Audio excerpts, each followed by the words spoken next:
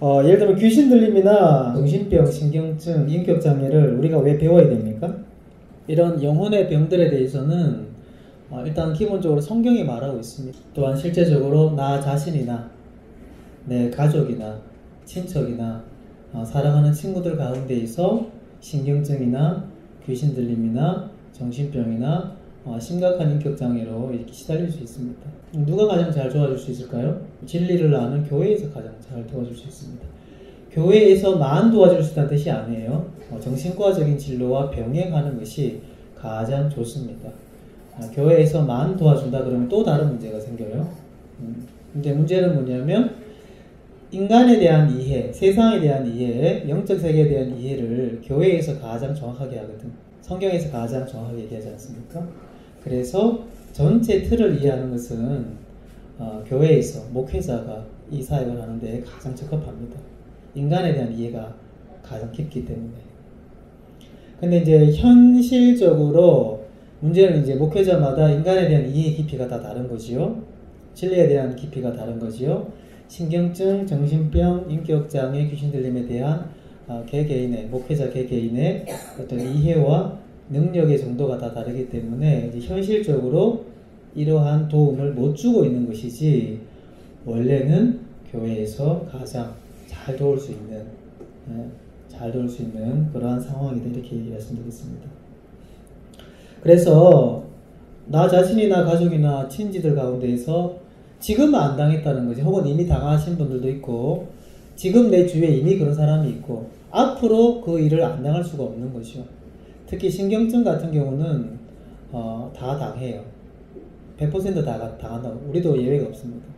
그래서 마치 그 예방주사 비유, 아이가 아직 병이 안 걸렸죠. 근데 여러 가지 예방주사를 다 맞잖아요. 그와 같다고 생각하시면 됩니다.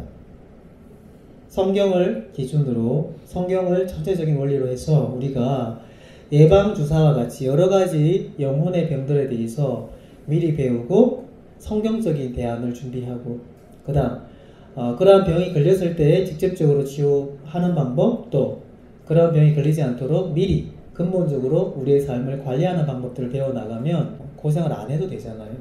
그런 이유 때문에 신경증, 정신병, 귀신 들림, 인격장애에 대한 내용들을 계속해서 우리가 배우고, 또 그래서 우리가 그러한 질병으로부터 자유롭고 다른 사람들을 도와주는 데까지 이렇게 이르기 위함이다.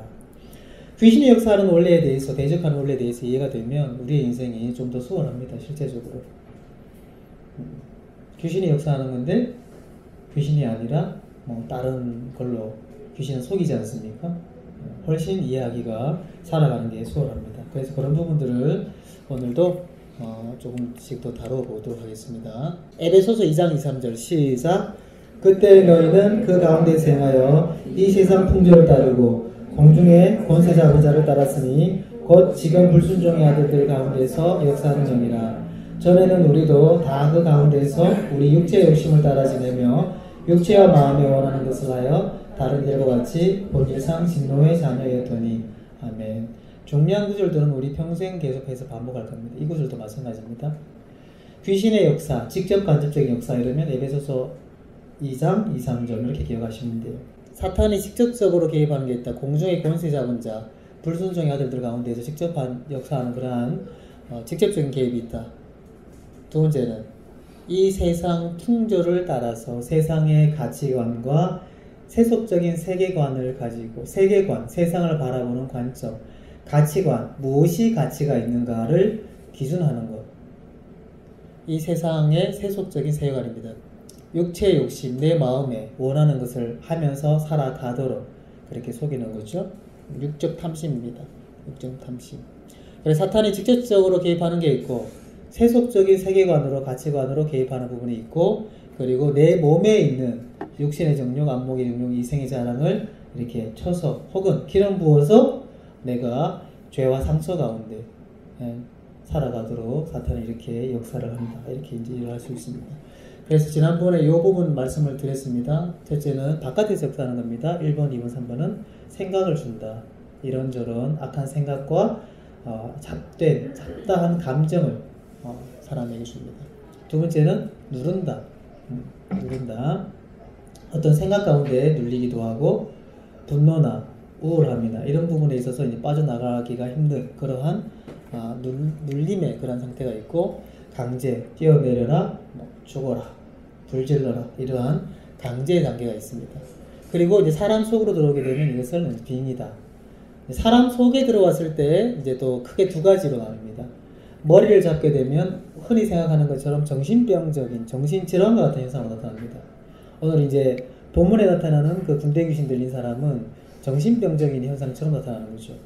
몸을 잡으면 예를 들면 귀신 들려 말 못하는 사람 이렇게 돼요. 근데 이 사람은 정신병적인 현상은 나타나지 않습니다. 귀신 들렸기 때문에 말을 못하든지 귀몰거리든지 간질병처럼 뒤로 넘어가든지 이러한 현상으로 나타나는 거예요. 그래서 귀신이 들어왔을 때 정신질환적인 형상으로만 나타나는 게 아닙니다. 그런 현상도 있고 보통은 이걸 생각하는 거죠. 근데 오해예요. 성경을 보면 더 다른 구절, 병으로 나타나는 구절이 더 많아요.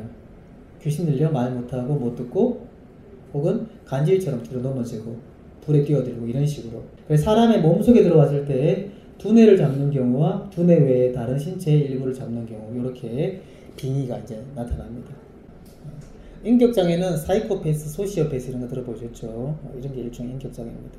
정도의 차이가 있는 거죠. 의존성 인격장애 이런 거 들어보셨죠? 사람에게 그 관계 가운데 과도하게 집착하는 사람들 이런 사람들이 의존성 인격장애입니다.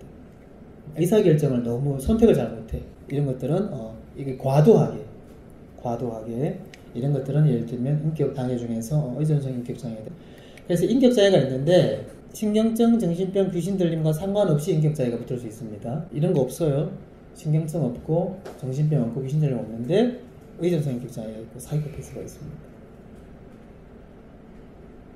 그래서 이걸 이제 별표로 붙이는 겁니다.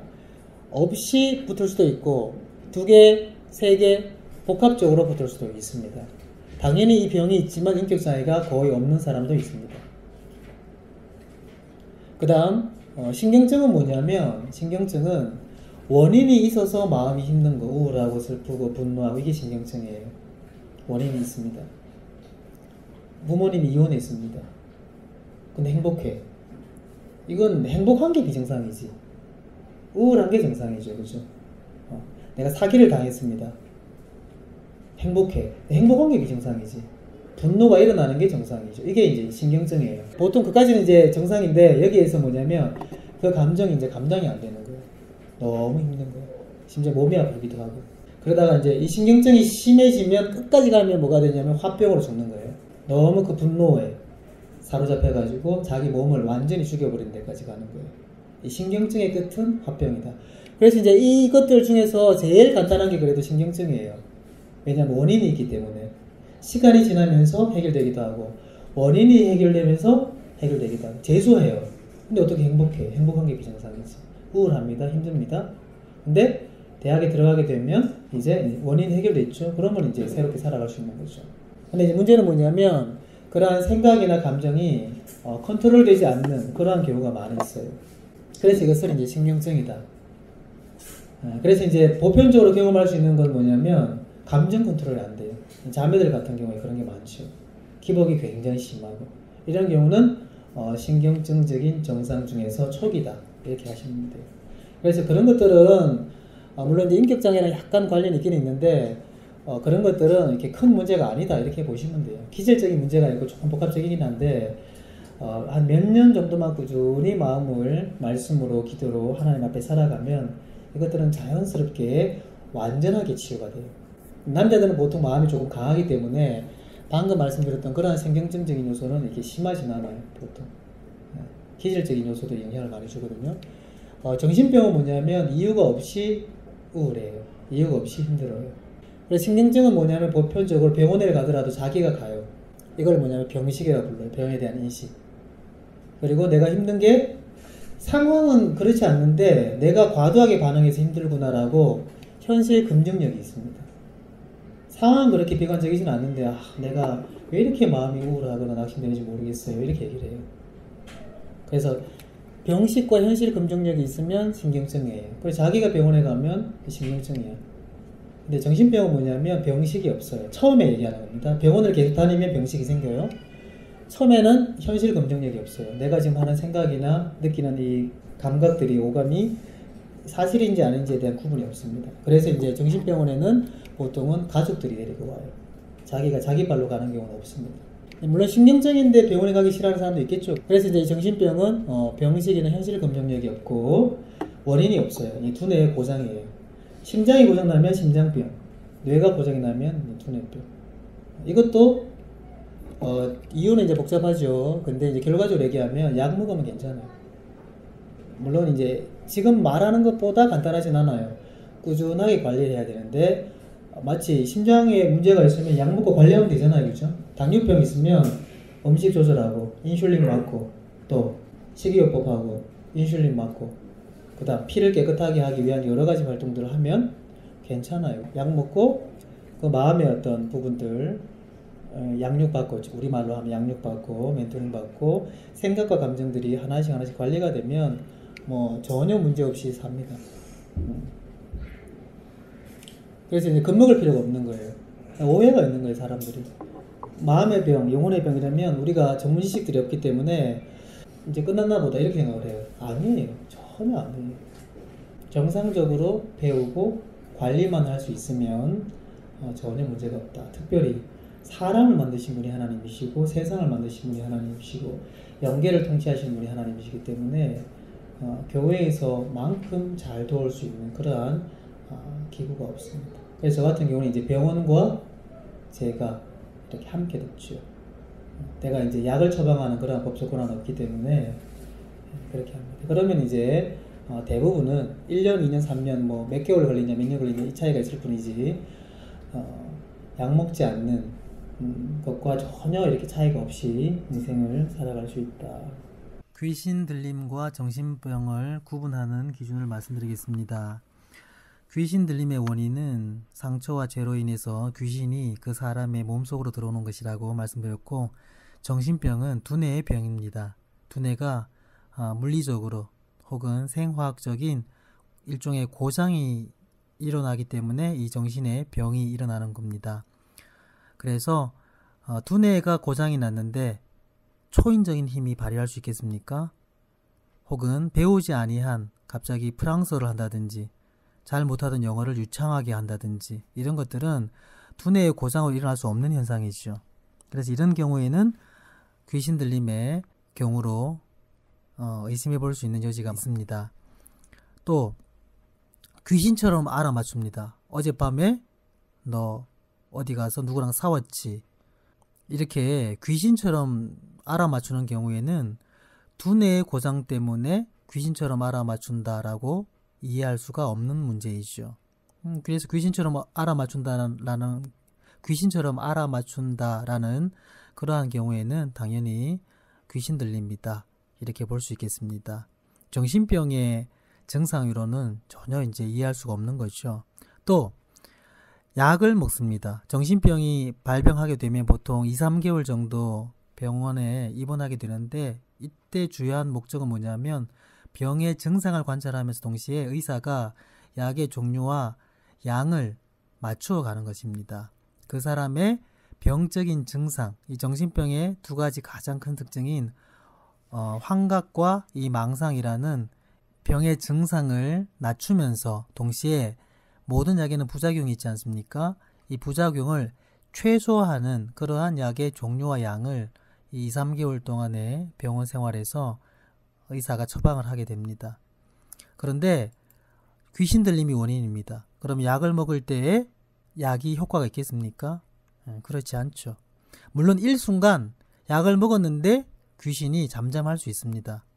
하지만 몇 개월 동안 계속해서 약을 먹고 있는데 귀신이 발작하지 않고 가만히 있을 수는 없겠죠. 그래서 약의 영향이 없다 그러면 귀신 들립니다.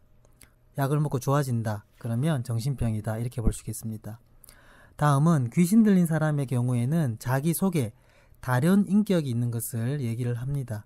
내 안에 원장님이 있다 혹은 돌아가신 할머니가 있다 이런 식으로 다른 인격이 있다라는 것을 그 본인이 알게 됩니다. 이질감을 느끼는 거죠. 하지만 정신병은 다른 인격의 존재에 대해서 당연히 느낄 수가 없습니다. 또 증상이 나타나는 속도가 있습니다. 귀신 들림은 온 오프입니다. 귀신이 발작할 때는 어떤 정신 분열처럼 정신없이 이렇게 말과 행동이 횡설수설하게 되겠죠.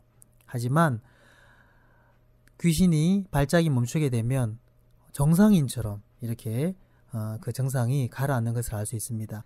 정신병은 점점 나빠졌다가 점점 약을 먹으면서 치료를 받으면서 회복되는 것을 알 수 있습니다. 그래서 초인적인 힘이 나타난다, 혹은 귀신처럼 알아맞춘다, 약의 영향이 별로 없다, 혹은 다른 인격이 그 사람 본인의 내부에서 느껴진다, 증상이 나타나는 속도가 온 오프다, 불이 켜졌다 꺼졌다 하는 것처럼 증상이 일순간 좋았다 안 좋았다 한다, 그렇다면 그것은 귀신 들림의 현상이다, 이렇게 볼 수가 있겠습니다.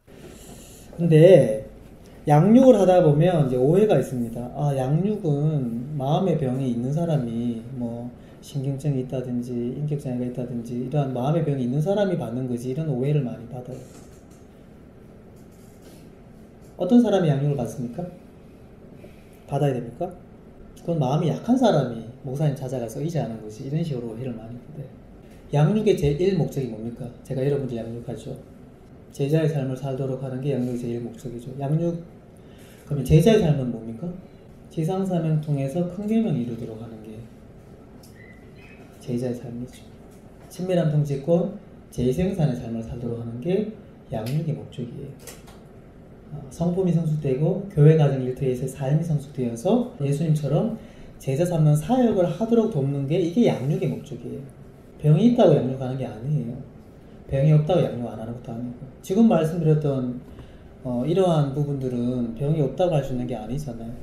근데 내가 이제 사람을 돕다 보니까 이제 병이 있어요. 이제 큰 병, 작은 병, 복합적이기도 하고 제자로 살고 싶은데, 그래서 돕기 시작한 거예요. 저도 처음에 아무것도 몰랐죠. 근데 한 사람이 예수 그리스도 좋은 제자로 살기로 결단하고 말씀을 배우고 열심을 하는데 귀신 들렸네, 혹은 신경증이 있네, 정신병이 있네, 인격장애가 있네, 복합적으로 있네. 그래서 그 사람을 돕기 시작해서 여기까지 온 거예요. 사실은 이런 사역들을 교회에서 해야 되는데 한 사람 붙들고 많은 시간, 많은 에너지를 투입하기 때문에 교회에서조차도 환영받지 못하는 사역이에요. 교회에서도 경제 논리가 돌아가거든요. 짧은 시간에 많은 사람을 모으고 많은 사람을 돕는 그러한 방식으로 교회에서 돌아가거든요. 그렇게 해서 되는 게 있고, 우리도 대그룹 사역은 그렇죠. 그렇게 해서 되는 게 있고, 그렇게 해서 절대로 되지 않는 것들이 있다는 거예요. 내가 보니까 이러한 병이 있다고 해서 예수 그리스도의 좋은 제자로 살아갈 수 없는 게 아니더라고요. 더 신실한 사람들이 많고, 더 하나님 사랑하는 사람들이 많고, 더 하나님 사랑하고 사람들을 사랑하는 사람들이 너무 많아요. 이쁜 친구들이 너무 많아요. 하나님께서 왜 불쌍히 여기시고, 하나님께서 얼마큼 사랑하시고, 하나님께서 마음이 얼마큼 아프신지 알겠더라고요. 하나님께서 그렇게 하신 게 아니고, 사람들 사이의 죄악, 부모의 문제, 인격장애, 그 다음 그 가정 가운데 계속해서 반복되고 이어져 왔던 그러한 죄와 상처, 우상숭배, 이런 것들이 복합적으로 사람을 망가뜨리는 거예요. 하나님께서 하신 게 아니에요. 그래서 하나님, 내 인생 왜 이렇게 힘들어요? 이거는 이제 주소를 잘못 짚은 거예요. 하나님께서는 사람의 죄악으로 말미암아서, 사람의 상처로 말미암아서 망가뜨려진 그 인생을 구원해 주시는 게 하나님의 역할이에요. 그게 현세 구원이라고 말씀드렸잖아요. 사탄이 사람을 오늘 본문처럼 망가뜨리고 죽이려고 하고, 사탄이 사람을, 그 존귀한 사람을 망가뜨리려고 하는데, 하나님께서 복음의 능력으로 예수 그리스도의 그 보혈로 사람을 구원하시는 것이, 이게 하나님의 뜻입니다. 하나님께서 우리들을 힘들게 하시는 게 아니에요. 인간의 죄악과 탐욕과 사탄의 그 악이 사람들을 이렇게 힘들고 괴롭게 하는 거예요. 하나님께서는 성령의 능력과 진리의 말씀으로 사람을 건강하게 행복하게 살아갈 수 있도록 지도를 해주시는 거죠. 그래서 1대1 양육은 병이 있는 사람이 많이 받는 게 아니다. 다 대상이 된다. 병이 있는 사람들은, 영혼의 4가지 병이 있는 사람들은 상담 양육을 주로 받겠죠. 상담, 양육, 훈련, 사역이 있거든.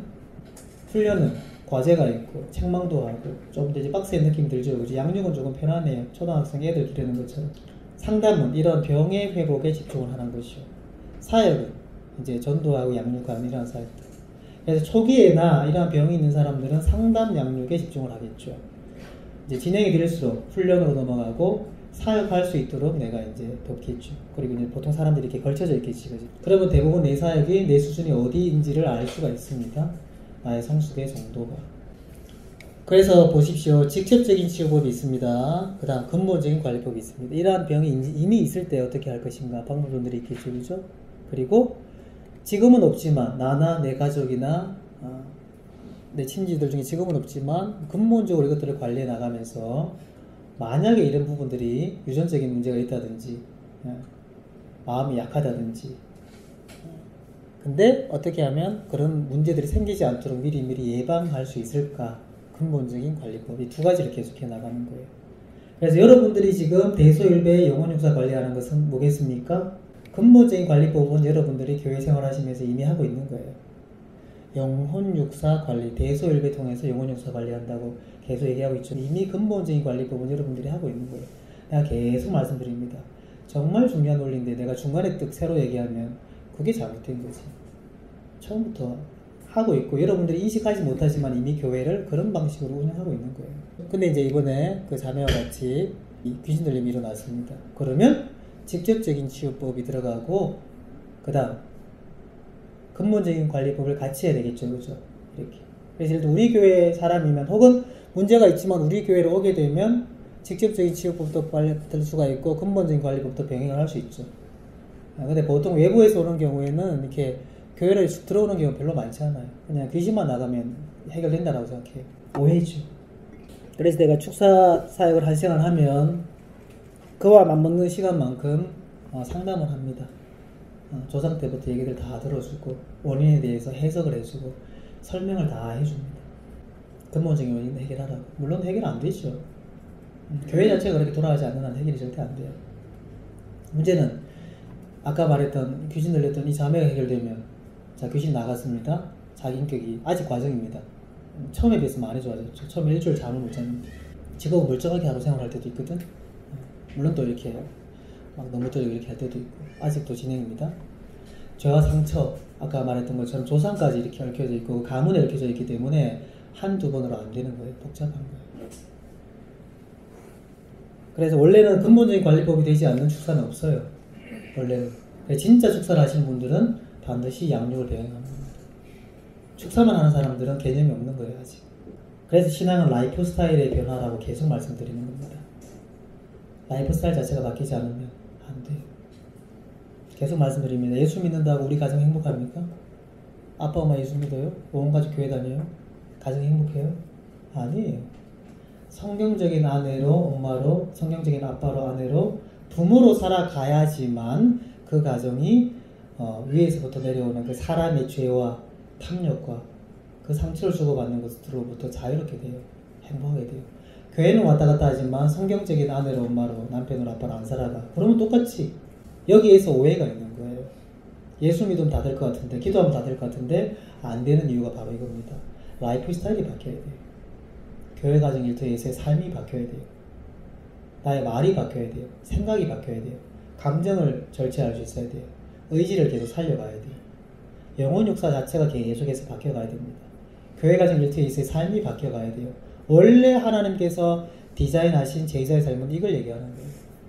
이거 딱 떼고 교회 왔다 갔다 하고 출석이나 하고 봉사나 하고 그러니까 원래 문제는 해결되지 않고 그대로 있는 거죠. 앞에 게 필요 없다 무의미하다가 아닙니다. 이게 있어야지 교회가 운영이 되지. 근데 요거만 한다고 해서 여러분들의 삶이 바뀌는 게 아니라는 얘기를 하는 거예요. 요걸 하고 그래서 교회가 성경적인 교회로 운영이 되고 성경적인 대그룹, 소그룹, 1대1 양육이 병행이 되면서 여러분들의 교회 가정 일대에서의 삶이 성경적으로 살아가는 그 라이프 스타일의 변화가 일어나야지만 비로소 예수께서 그 저주를 모든 저주를 해결하시고 우리는 그 죄와 저주로부터 해방되었다는 것이 이제 유효하게 되는 거예요. 신용카드 두고 다니면 밥 먹습니까? 긁어야 밥을 먹는 거지. 그게 긁는 거예요, 이렇게. 그래서 지금 여러분들이 이 영혼 육사 근본적인 관리법대로 그래서 내가 계속 대소일배 똑바로 하라고 하는 얘기가 그거예요. 역시 우리 교회도 마찬가지입니다. 우리 교회 다니면 뭐해? 내가 지도하는 대로 안 하는데, 병원에 가면 뭐해? 의사가 주는 약을 안 먹는데, 의사한테 자기 아프다고 100일을 1시간씩 하소연하면 병이 낫습니까? 하소연 안 해도 약 먹으면 낫잖아요. 보편적으로. 그래서 대소일배 하나하나를 제대로 하라고 계속 말씀을 드리는 거예요. 그냥 예암교회 이름 걸어놨다고 삶이 건강하게 행복하게 되는 게 아니에요. 여러분 시간 갑니다. 1년 2년 시간 갑니다. 10년 20년 금방입니다. 금방 할아버지 할머니 돼요. 금방 자식들 자라가요. 뭐 결혼 아직 멀었을 것 같지 그지? 금방이에요 금방. 그게 내 마음이 계속 안타까운 거예요. 여러분들 바라볼 때 이거 하나하나 제대로 하는 사람이 있고 제대로 하지 않는 사람들이 있는데 제대로 하지 않는 그 사람들이 안타까운 거예요. 우리가 하루하루 살아가기 때문에 인생이 긴 것 같습니다. 금방이에요. 내 가정에 대해서, 내 삶에 대해서, 내 인격에 대해서, 나의 감정에 대해서, 나의 생각에 대해서, 내 자녀에 대해서 결국은 자기 책임이에요. 내가 얼마나 자세히 설명해 줍니까? 더 이상 어떻게 자세히 설명해 줘? 한 사람 한 사람 다 얘기해 주잖아요. 근데도 안 되면 할 말이 없지. 제가 안타까운 이 마음이 저는 하나님의 마음일 거라고 생각을 해요. 하나님께서 안타깝게 생각하실 거라고 생각해요.